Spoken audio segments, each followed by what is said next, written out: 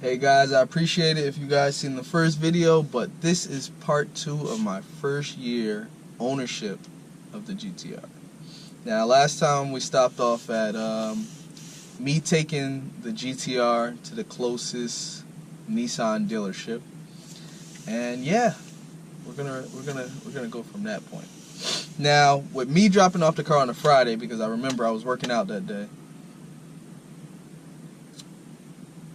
they weren't able to actually check everything that might have happened with the vehicle that soon, so they wouldn't have had a diagnostic on Saturday, so they told me around Tuesday I should come back.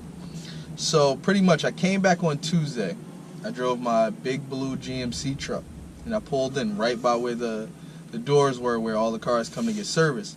So then when they seen that truck and they knew that was my car, they was really looking like, what the hell is this guy doing? That's besides the point.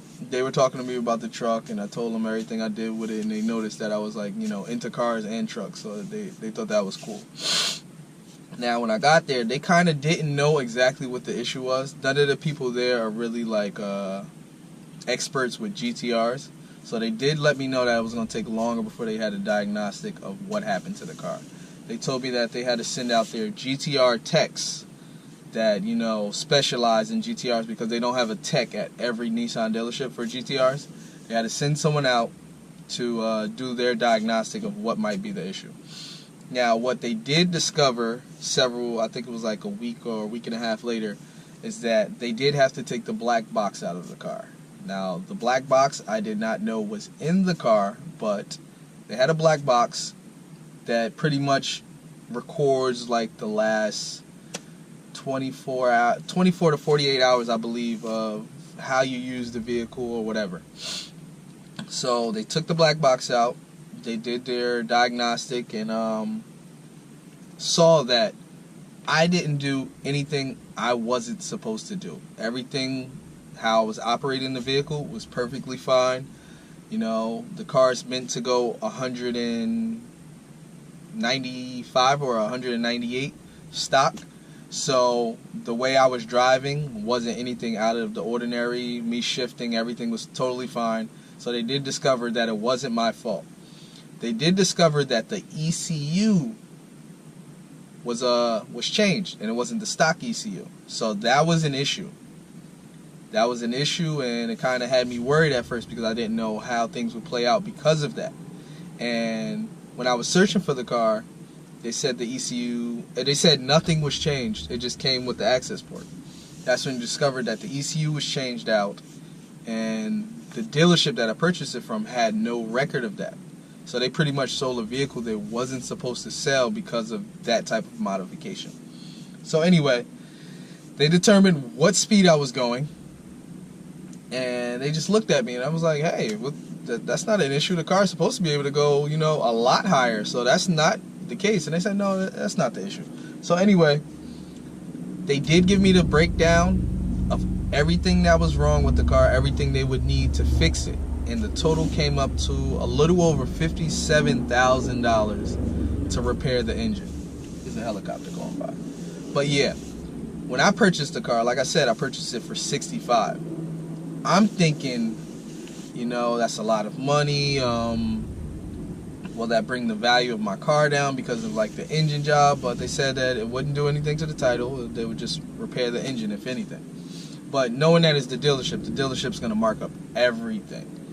And $57,000 was a lot of money. Zurich, when I did speak to Zurich, sorry about that. Zurich was the extended warranty company that covered my vehicle when I purchased it. The case was so big and the price was so high that I wasn't dealing with regular managers or regular employees. I had to deal with the highest rep for Zurich with my claim, because I was told that I have Zurich's largest claim ever with a regular vehicle, because, you know, Zurich, they sponsor, you know, race cars, they sponsor a lot of other things, but I have their highest claim for a regular consumer's vehicle. So that's kind of cool, because, you know, I'm setting the bar. You owe me some money, motherfucker! So if anybody, you know, could have a higher claim to 57,000, let me know.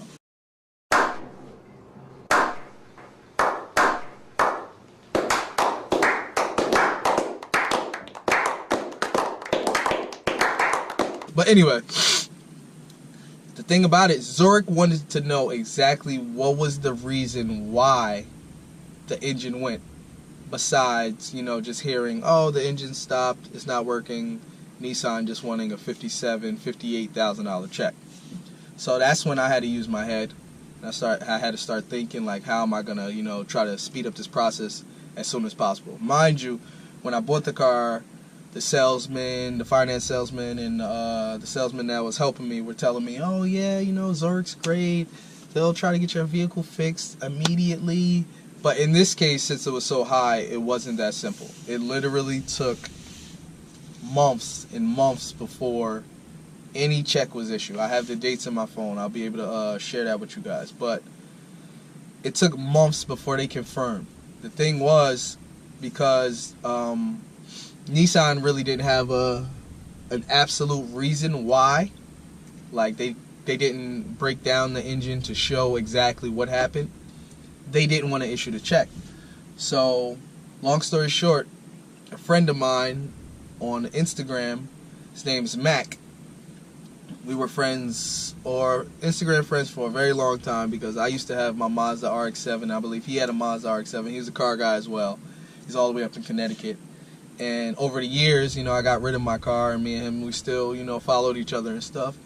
And I noticed he got into other cars like Evos, and then he got into GT-Rs. And he actually, I believe he had the record last year, or if he still holds the record for the fastest stock manifold GT-R in the world, that goes 7.7 or 7.6 seconds or 7.8 seconds.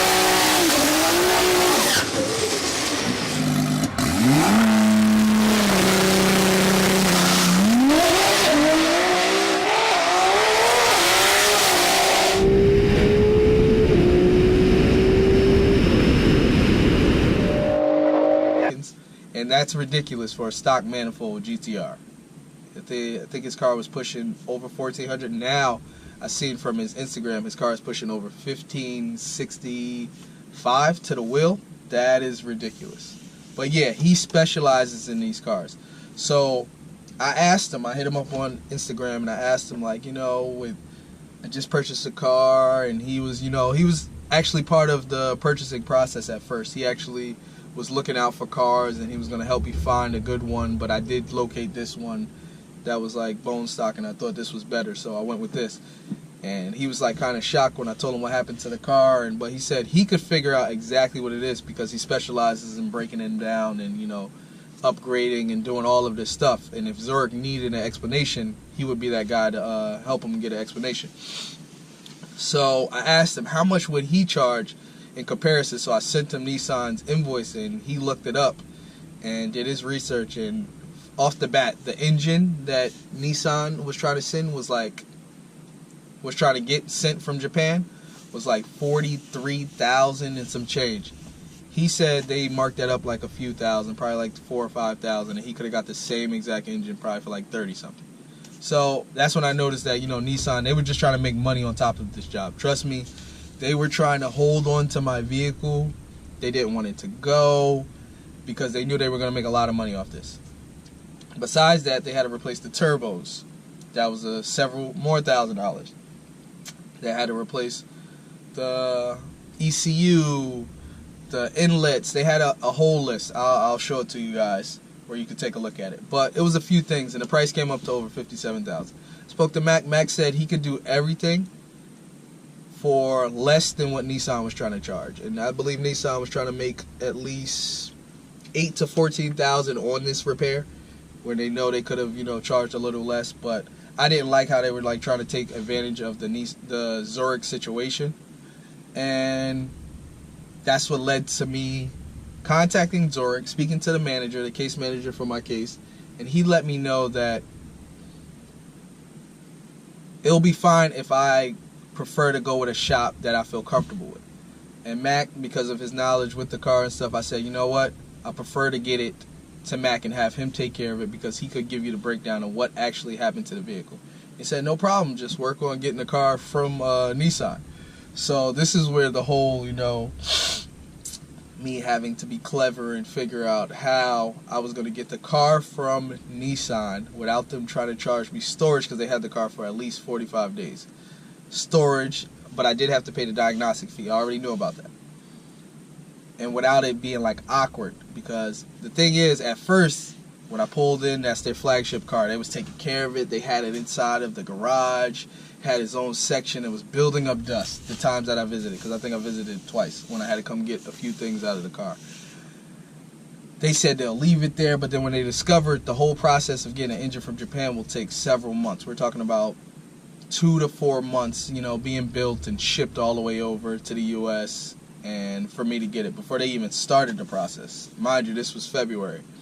So that means I wasn't getting my car till like June, July, around my birthday if I would have stuck with that plan. But I didn't. I spoke to Mac. I told Mac, you know, I'm trying to get the car from them. I'll have you do it. So I was bringing the job to him. He was very helpful with it. He said, you know what, I'll meet you at the dealership, and we just got to figure this out, how we're going to get it from her. I said, all right, you know what, we're going to meet at the same time. I'm going to go there.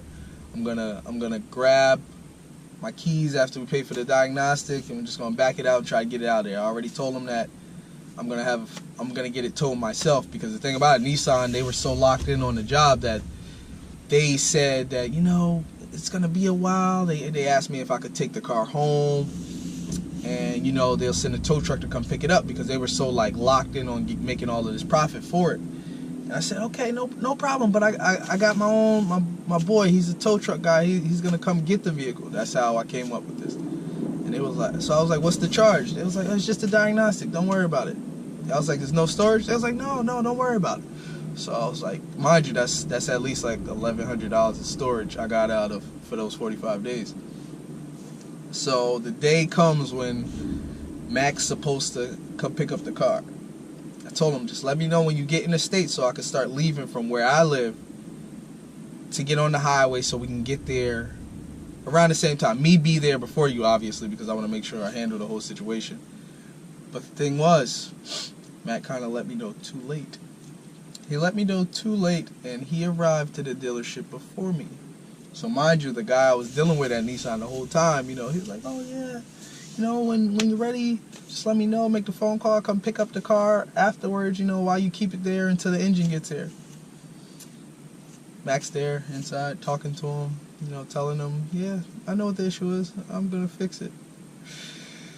So just imagine how awkward that situation was when I told him I was gonna bring the car back. And you know, I did all of this to get out of the storage fee.